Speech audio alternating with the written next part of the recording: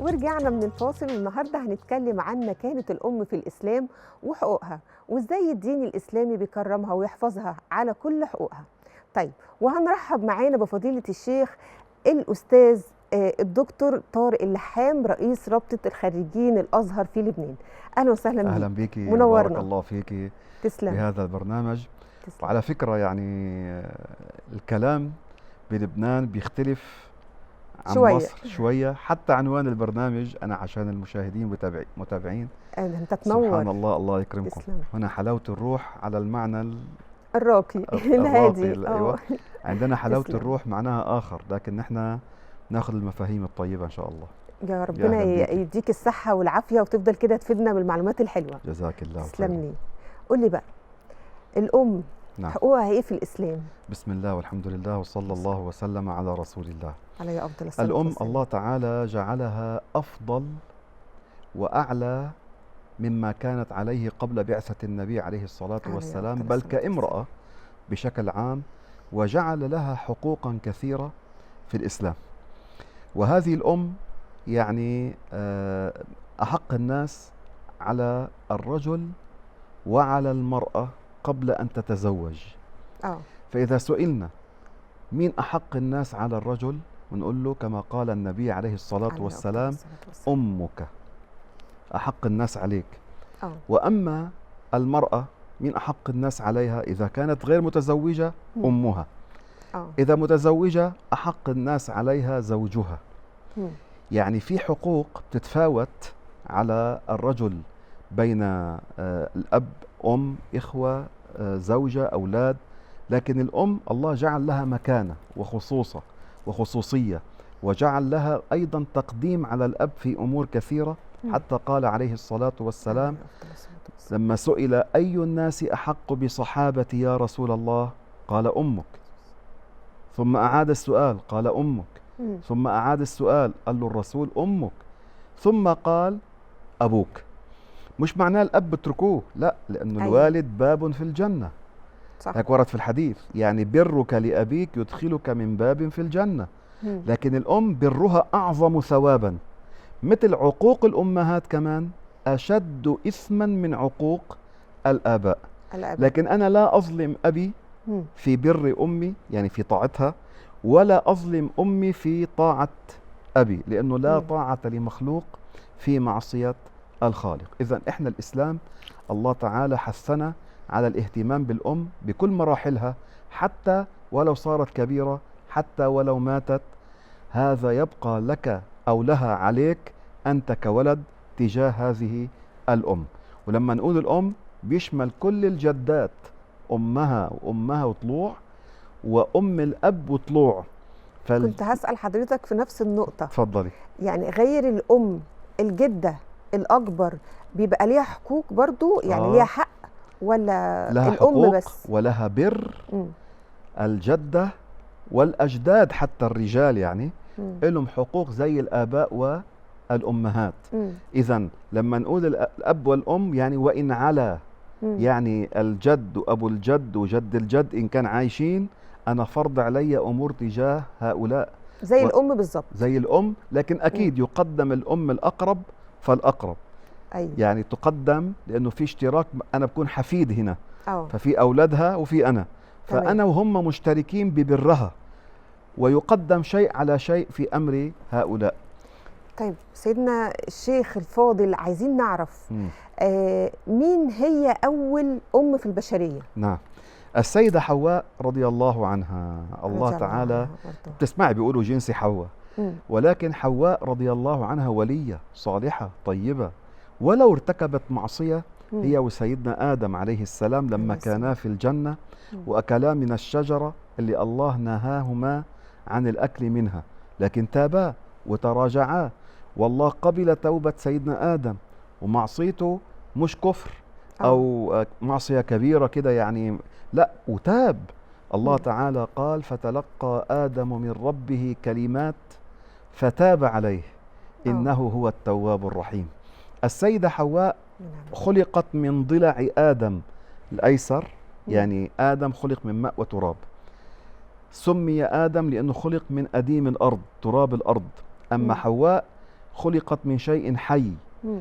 السيدة حواء هي أمنا كلنا، ويقال لها الجدة، مم. ومدفونة في جدة في السعودية، والمقبرة اللي دفنت فيها معروفة، لكن ما عاد يعرف القبر تماما، مم. وسميت المنطقة على اسمها، الناحية يعني جدة، على اسم السيدة حواء. إذن هي أول أم هي أول أم رضي الله عنها، وأرضاها. وكانت ليست نبية ولية، يعني من الصالحات، مم. كيف السيدة مريم، السيدة فاطمة، السيدة زينب، السيدة نفيسة، ولية. وهي اللي ربت بناتها وعلمتهم من الصغر مم. أمور كثيرة، لأنه حملت 40 بطنا، وجابت بكل بطن ذكر وأنثى رضي الله عنها. رضي الله عنه وأرضاه. نعم. طيب يا سيدنا الشيخ، عايزين نعرف يعني ايه عقوق الامهات، لان نعم. في ناس كتير او ابناء كتير ما بتفهمش المعنى. نعم. أولا الأم مش مجرد تطبخ أو مم. بلا مؤاخذة تغسل لك هدومك أو بتجيب لك الفطار أو نحو ذلك، وهذا لا يجب عليها أولا، بس مم. حتى نتعلم نحن كأبناء. أيوة. مش فرض على الأم أمر الطبخ بالبيت يوميا ونحن صرنا كبار. مم. 2، أمر تنظيف سريرك وأغراضك وكوي القميص وبدري خدمته عموما. خدمتك عموما، مم. هيدا هي عم تعمله لله، اه ده حسنة منها، ده مم. تطوع منها، حلو. مش فرض عليها انه تعمل الامور دي. مم. حتى بيقولوا العلماء تكنس وتمسح وانتوا بتقولوا تروق البيت. تروق البيت. صح. ده مش مم. فرض عليها، مم. ده من باب الإحسان، ده من باب كمان إعانة للزوج في هذه المسألة.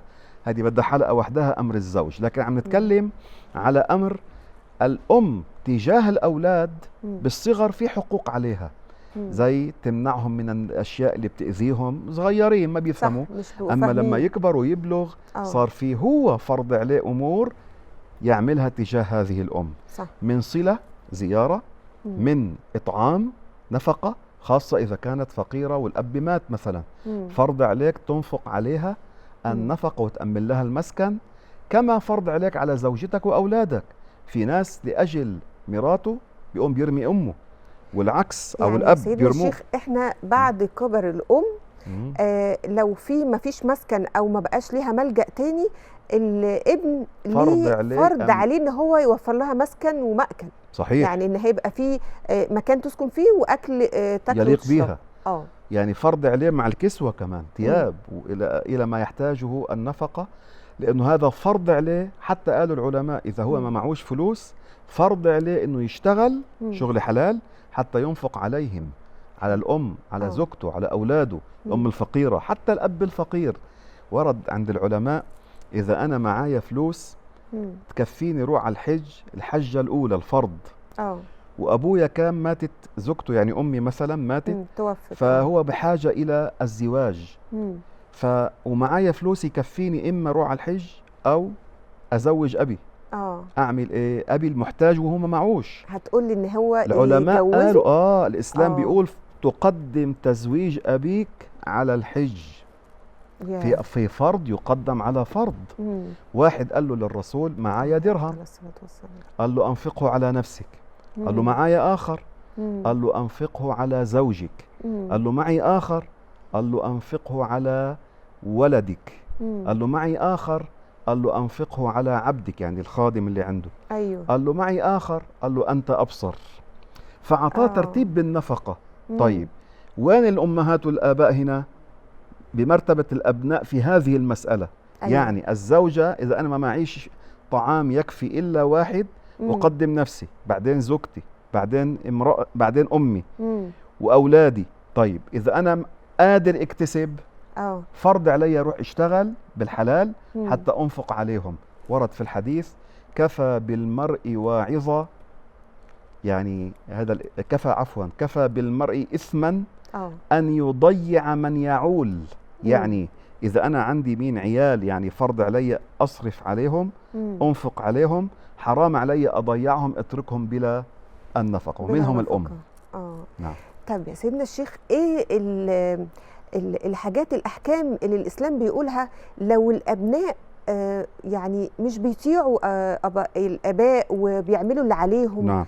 أكيد في أحكام في أكيد. الإسلام. الإسلام بيقول في بر الوالدان فرض، وفي بر واجب، أو عفوا في بر سنة، يعني أقل من الفرض، وفي عقوق للآباء وفي عقوق للأمهات، هذه معصية كبيرة والعياذ بالله. مم. كيف الحد الفاصل فيها؟ إذا أنا آذيت والدي أو أحد الوالدين إيذاء شديدا ليس هينا، فأنا بكون هنا وقعت في معصية كبيرة اسمها عقوق الوالدين، كما ورد في القرآن: ولا تقل لهما أف. هذا مثال صغير لأنه بينكسر خطره للأب. فقالوا العلماء إذا كان شيء من الواجبات مثل ما حكينا نفقة مسكن ونحو ذلك إنه نتركها حرام. أيوة. طيب إذا كان أمور أخرى، قالوا العلماء إذا طلب منك الأب أو الأم أمورا هي مش فرض عليك في الأصل، ولكن إذا كان لم تفعل هم يغتموا، يعني بيتضايقوا بينزعجوا. مثلا قال له لابنه ما تطول بالليل، ارجع بدري إلى البيت، ما تسهرش بالليل برا تتأخر، بيبقى خوف عليهم لأنه بيخاف عليه. أيوه. فحرام على الولد إنه يتأخر لأنه فيها إيذاء للأب. قالت لها الأم للبنتها قومي روقي البيت أو اغسلي المواعين. والأم إذا كانت بنتها لم تفعل ذلك حيتضايق وتنزعج. فلما أعرف أمي كده أنا شو فرض علي صار؟ أطيعها. شوفي إلى أي حد أنا أطيع أمي وأبي، لكن أكيد ليس في الحرام. صح. لأنه شو ورد؟ قلنا لا طاعة لمخلوق في معصية الخالق. ده حديث رواه الإمام أحمد في مسنده عن رسول الله صلى الله عليه وسلم. لا الزوجة بتطيع الزوج، ولا الأولاد بيطيعوا آبائهم، ولا حتى صاحب العمل بالحرام. صح. أيوة. الله ينور على حضرتك. آمين. طيب في حديث الجنة تحت أقدام الأمهات، احنا عايزين نفهمه أكتر، عشان يعني حضرتك وجودك معانا مهم النهارده، فعايزين نفسر أكتر عن الحديث ده. أولا ده الحديث من حيث رتبة الحديث، يعني لما نقول صحيح حسن ضعيف ده رتب للحديث بيقبلوها العلماء بمجالات معينة. في هذا الحديث قالوا العلماء في سنده ضعف، لكن ما بيرتقي إلا إنه إحنا نطرده وما ناخدهوش، لا، هذا الحديث يجوز العمل به.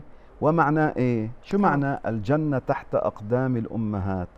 برك لأمك يدخلك الجنة. الله. هذا معنى تحت الله. أقدام الأمهات، يعني أنت لما تخدم والديك ببرهما تدخل الجنة. والواحد منا يحافظ على أبوه وأمه. فرصة إذا واحد منهما ميت الثاني، وحتى لو ماتا في شيء بعد الموت تجاه الأب وتجاه الأم. ورد في الحديث عليه الصلاة والسلام يقول: إن من أبر البر أن يصل الرجل أهل ود أبيه إذا ولى. شو يعني؟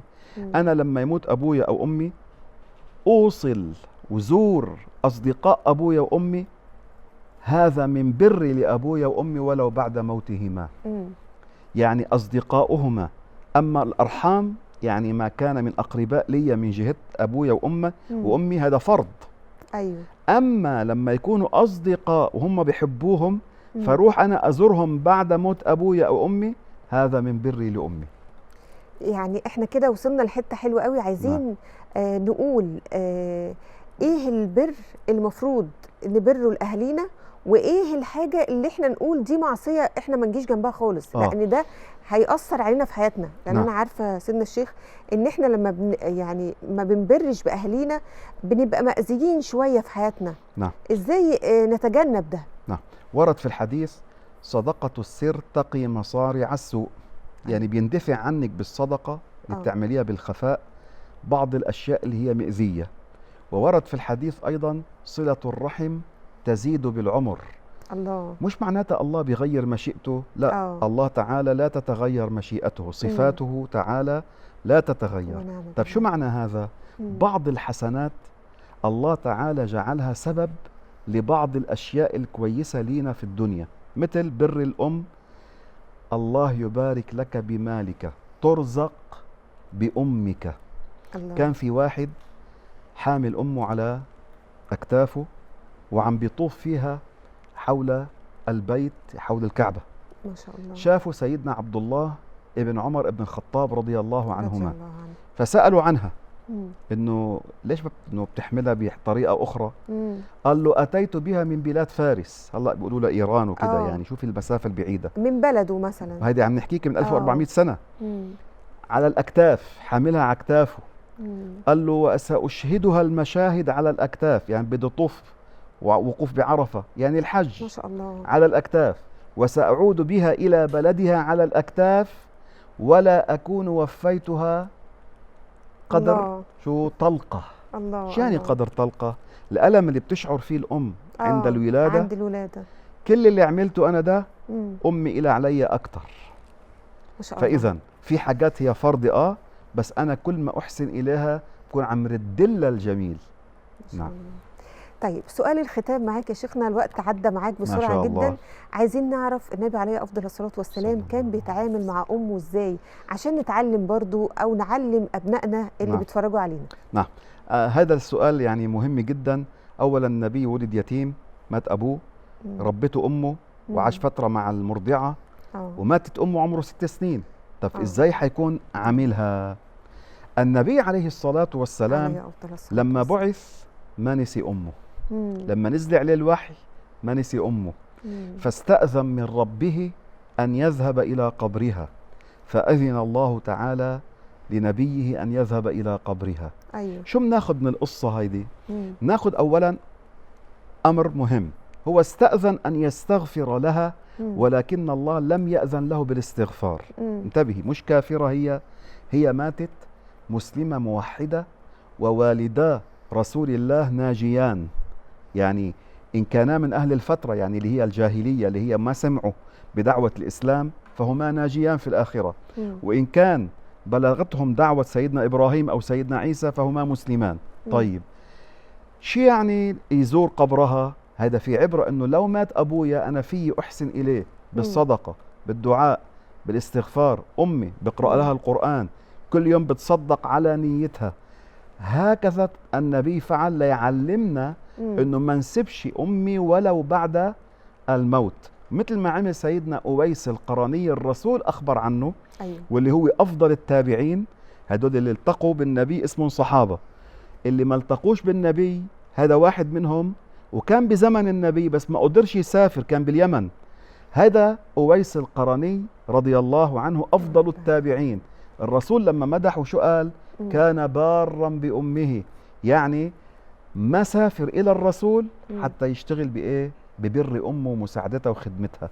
فأنا بحث الكل الشباب إنه بروا آباءكم فإن بر الوالدين خير من الدنيا وما فيها. أنا بشكرك جدا، نورتنا وشرفتنا، وبنستمتع مع حضرتك بالفقرة.